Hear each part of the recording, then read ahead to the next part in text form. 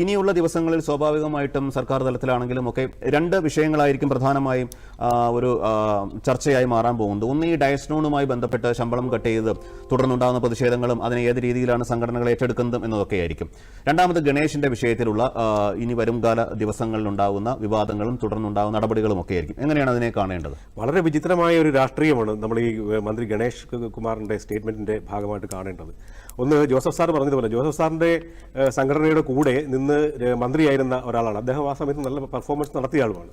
അപ്പോൾ അദ്ദേഹം ഈ LDF ഗവൺമെന്റിന്റെ ഭാഗമായി വരുമ്പോൾ ഒരുപക്ഷെ കുറച്ചുകൂടെ നല്ലപോലെ ഒരു പെർഫോമൻസിന് വേണ്ടിയുള്ള ഒരു അവസരമായി മാറുമെന്നൊക്കെ പ്രതീക്ഷിച്ച ആളാണ് ഞാനൊക്കെ കണ്ടത് അങ്ങനെയാണ്.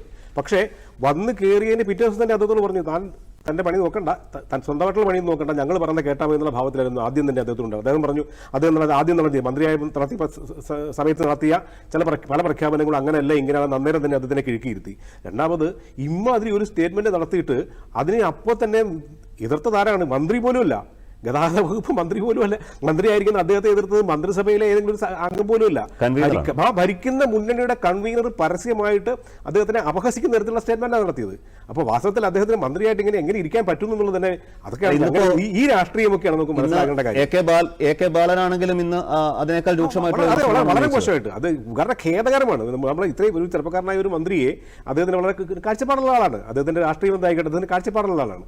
ആ കാഴ്ചപ്പാടുള്ള ഒരു മന്ത്രിയെ ഇമ്മാതിരി ഇരുത്തുക എന്ന് പറയുന്നത് രാഷ്ട്രീയം. അപ്പൊ അവിടെയാണ് രാഷ്ട്രീയം. അദ്ദേഹത്തിനെ UDFന്റെ ഭാഗമായിരുന്നു അദ്ദേഹത്തിനെ സ്വന്തം മുന്നണിയുടെ കൂടെ ഭാഗമാക്കുന്ന ഒരു രാഷ്ട്രീയം. രണ്ടാമത്, അവിടെ വന്നു കഴിഞ്ഞാൽ ഞങ്ങൾ പറയുന്നത് കേട്ടുകൊള്ളണം എന്ന് പറയുന്ന ഒരു രാഷ്ട്രീയം. ആ രാഷ്ട്രീയം രണ്ടും അപകടകരമാണ്. പിന്നെ രണ്ടാമത് ഒരു ചെറിയ കാര്യം കൂടി ഞാൻ പറഞ്ഞു നിർത്താമെന്ന് എനിക്ക് തോന്നുന്നു. ഈ കാലഹരണപ്പെട്ട സമര രീതി മാറണം. അതിൽ ശ്രീ ഉണ്ണിത്താൻ സാർ പറഞ്ഞതുപോലെ ജോസഫ് സാറ്, ഗോപിനാഥ്ജി, നിങ്ങളൊക്കെ ഒരുമിച്ചിരുന്നിട്ട് നമുക്ക് ചില വ്യത്യസ്തമായ മാർഗങ്ങളിലൂടെ നമുക്ക് നമ്മുടെ ശ്രദ്ധയെ ആകർഷിക്കാനുള്ള ശ്രമം നടത്തേണ്ടതാണ്.